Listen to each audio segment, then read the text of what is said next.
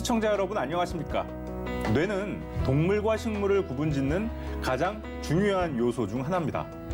다른 장기들이 망가지고 뇌만 살아있다면 여전히 살아있는 사람이지만 다른 장기들은 멀쩡하지만 뇌가 멈추면 우리는 뇌사라해서 죽음으로 판정하는 것처럼 말이죠.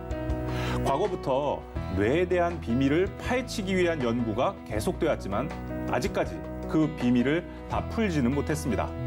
지금까지 연구 결과를 보면 이 뇌는 인체의 총 사령부인 것으로 알려져 있습니다. 하지만 일반인들에게 중요한 것은 의사나 과학자의 연구 대상으로서의 뇌가 아니라 누구나가 가진 뇌의 개발일 것입니다.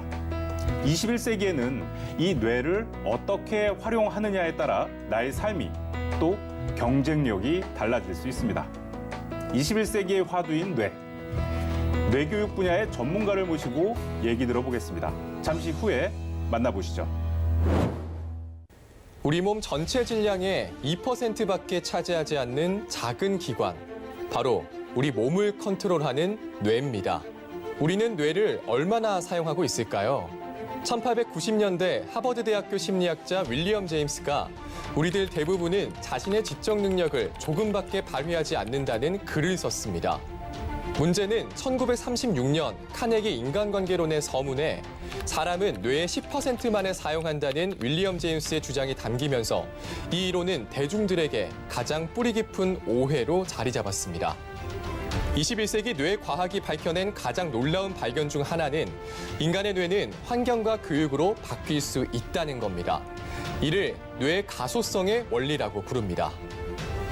그 사람이 주로 어떤 활동에 종사하고 어떤 환경에서 살아가느냐에 따라 뇌는 필요한 신경망을 유지하고 도태시킬 것인가를 결정합니다. 똑같은 뇌를 가지고 태어나도 인간의 능력은 환경과 노력에 따라 높아질 수 있다는 얘기입니다. 그렇다면 두뇌의 잠재적인 가능성을 끌어올릴 수 있는 방법은 무엇일까요? 뇌가 가진 무한한 잠재력을 발휘하기 위해서는 우선 뇌를 이해해야 합니다. 그것이 바로 뇌 교육입니다. 앞으로 미래의 열쇠는 우리가 뇌를 어떻게 사용하느냐에 달려있다고 해도 과언이 아닙니다. 글로벌 사이버 대학의 뇌교육 융합학과 장례혁 교수를 만나 뇌 가소성의 위대한 발견이 던지는 메시지를 알아보겠습니다. 네, 장례혁 교수님 네. 나와주셔서 감사합니다. 네, 반갑습니다. 네. 자, 얘기를 들었더니 작년에 우리 네. 교육 행사 중에 가장 큰 규모라고 들었는데 2020 미래사회 교육 컨퍼런스. 자, 이 행사에서 우리 글로벌 사이버 대학교가 21개 사이버 대학 대표로 해서 발제를 맡았다고 했는데 좀 어떤 내용이었나요?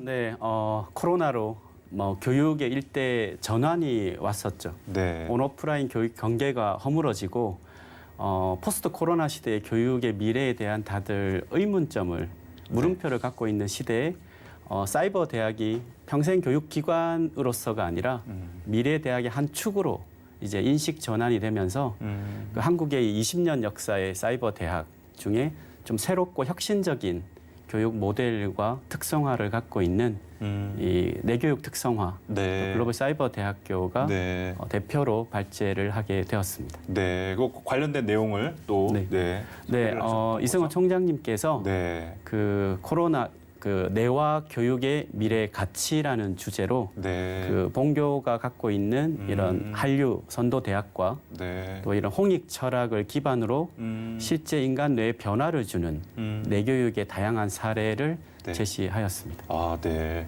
좀 내용이 굉장히 어려울 것 같은데. 자, 우리 지금 네. 뭐 잘 아시다시피 코로나 시대가 이미 뭐 돼버렸잖아요. 네, 그래서 네. 온라인 교육, 뭐 비대면 교육도 네. 일상화가 돼버린 지금 사회에 살고 네, 있는데 네. 뭐 의도하진 않았지만 사이버 대학 특성이 또 그런 거 아니겠습니까? 네, 맞습니다.